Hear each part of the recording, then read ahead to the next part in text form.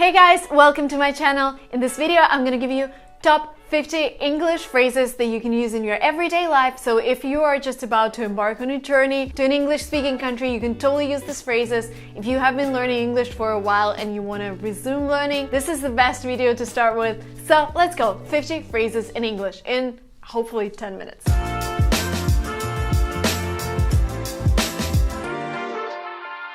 Phrase number one, this is another way to ask, how are you? How's it going? How's it going? So you meet someone and you tell him, how is it going?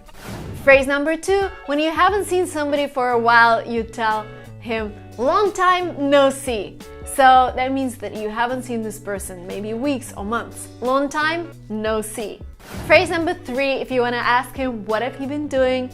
You ask, what have you been up to? So what was going on in your life? What have you been up to? Phrase number four, if everything is going well, you can just answer, can't complain. Everything is pretty cool. Can't complain. Next phrase, somebody tells you something and you haven't really mentioned it in the conversation, like they guess somehow that you have a new job and you ask him, how do you know? Where did you get the news? Like, how do you know? If somebody tells a cool joke, you can tell, that's a good one. That's a great joke. So the phrase is, that's a good one. If you want to thank somebody, you can say, it's very kind of you. Thank you so much for doing that. Oh, that's very kind of you. It is very kind of you. If somebody was trying to help you but couldn't reach the result, you can say, thank you anyway. It doesn't matter, but thank you anyway. Thank you for your effort. No, thank you anyway. And another phrase that I use in my emails, sometimes when I haven't asked for a person, I ask and then I say in the end, thank you in advance, which means that I really hope that you're gonna do it, so I'm thanking you in advance. Thank you in advance. If somebody made a mistake and he's really upset about it, you can just say, no worries. No worries. No worries, which means don't worry about it, it's fine, no worries. Imagine you came home and there were all of your friends sitting on your couch and you're like, what's going on in here? Like, what are you doing here? What is going on? If you didn't catch something or didn't understand the person, you can always ask, did I get you right? And then go ahead and explain what you got. Did I get you right? If you ask somebody not to be upset, not to cry, you can say, don't take it too hard. Don't take it to heart. Like seriously, don't be so upset. Don't take it too hard. Another way to ask if you didn't catch a part of a phrase, you can say, I didn't catch the last word. I'm sorry, can you repeat it? Because I didn't catch the last word. If you want somebody to repeat the whole phrase again, you can say, sorry, I wasn't listening. Because maybe you were busy, maybe you were talking on the phone and somebody was talking to you and you're like, oh my God, sorry, I wasn't listening. Can you repeat it? I'm sorry, I wasn't listening. Another phrase that I use all the time, it doesn't matter. Like, don't worry, if you drop your coffee all over me, it's like, it doesn't matter, I'll be fine. I'm going to laundry anyway. It doesn't matter. If you want to wish somebody luck, and I always do that, you can say fingers crossed. And you cross the fingers like that. Fingers crossed. Another phrase that Americans use is, oh, that explains it. And the situation is you didn't get something and then you get an extra fact and you get it and you're like, oh, that explains it. Well, that explains it.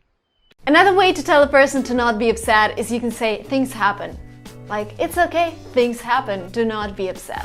If you don't know the name of a person and you want to talk to him, you can say, sorry to bother you. You know, you see somebody's busy, you can always say, sorry to bother you, and then you can go ahead and ask, sorry to bother you. Excuse me, sorry to bother you.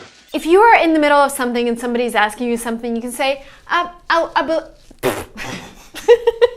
If you're in the middle of something and somebody's asking you to do something, you say, I'm sorry, I'll be with you in a minute.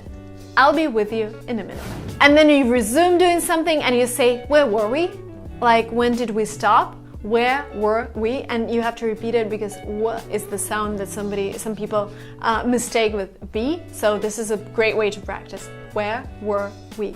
Again, if you're in the middle of a conversation and you didn't get what the other person was saying, you can say, you were saying, and with a question mark, which prompts the person to repeat once again. You were saying. If somebody got a job of his dreams or whatever, you can say, lucky you. Or somebody got into the university of their dreams, you're like, lucky you. This is a way of congratulating a person, lucky you. Or like, Just emphasizing that he's lucky you. Another way to say that you're really angry is to say, I freaked out. Like, I was so angry, I freaked out. This is super angry. This is like almost crazy. I freaked out. I am freaking out! Another phrase that native speakers use is good for you, and this could be both positive and negative. When you say I got promoted, they say good for you, like congratulations. And sometimes if you say like I'm leaving this place, they're like good for you, it will be better without you, and this is a negative meaning, so really listen to the intonation. If something surprises you, you can also say you gotta be kidding me, like oh my god, I cannot believe it, you gotta be kidding me. You gotta be kidding me. To tell somebody to smile and to be happy, you can always say cheer up, cheer up. If you want somebody to stop like crying and complaining about something that is not happening, you can say, come on, you can do it. Come on, Tori, you can do it. Like, come on, you can do it. You can pass the TOEFL. You can pass the GMAT. You will get it. Come on, you can do it. If somebody is doing really well, you can tell them, keep up the good work. Keep up the good work. Like, be as good as you are. Keep up the good work. Continue being great. Another phrase is colloquial, and this is what Americans say, that's lit, which means that's amazing. Well lit! Many Americans say it in California, oh, that's lit, and you probably heard it in songs. That's lit. If somebody is successful after failures, you can say, there you go, I told you you're gonna make it. There you go. If somebody's asking you if you're tired and you want to say you're not tired at all, you can say not a bit. I want to continue. I'm not tired, not a bit. When somebody is asking you, are you sure, and you're pretty sure, you can say there is no room for doubt. There is no room for doubt. In America, if you want to SMS somebody or send them a message, you say text to text. So I'll text you means I will send you a message through WhatsApp or Telegram or Messenger, whatever you're using. I'll text you. Just text me or I'll text you. Again, to cheer somebody up, to tell them to not be upset, you can say it's not worth it. Like, why are you crying? It's not worth it. You're so much better than the problem you're crying about. It's not worth your tears.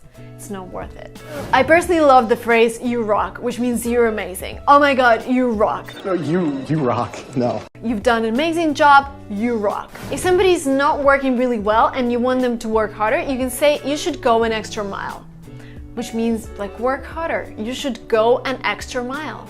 Another way to say the very same thing, you can say step up your game. Like work harder, work better, step up your game. If somebody's crying and doesn't want to do things, you say pull yourself together. Like literally take yourself and pull yourself together. Stop working, stop crying, pull yourself together. Hey, calm down. Pull yourself together. Another phrase that I love, you sold me. Because sometimes people describe their trip or somebody they bought and they describe it as so well and they're like, I want to buy the same thing. And I tell them, you sold it, you sold me, I want to buy this. All right, you sold me. If you're not interested in the conversation, you're like sitting, you can say, I could not care less. This is so boring, I'm not interested, I couldn't care less. If somebody's asking you something and this is a really easy decision for you, like somebody tells you, take my $1 million, and you say, this is a no-brainer, I'll take it. This is a no-brainer means it's a really easy decision for you. If you've done something wrong and you admit it, you can say, I screwed up. Yes, guys, I know, I'm sorry, I screwed up. This is my mistake. I screwed up. I screwed it up. If you want somebody to work instead of you, you can say, can you cover me? Like, can you work instead of me while I'm, I don't know, seeing my friend? Can you cover me? It's time to leave, and guys, I'd better be going, which means I should go already. It's, you know, it's actually 9 p.m. right now. I'd better be going. Another way to say goodbye, I can say take care, which means take care of yourself. I'll see you later. Take care.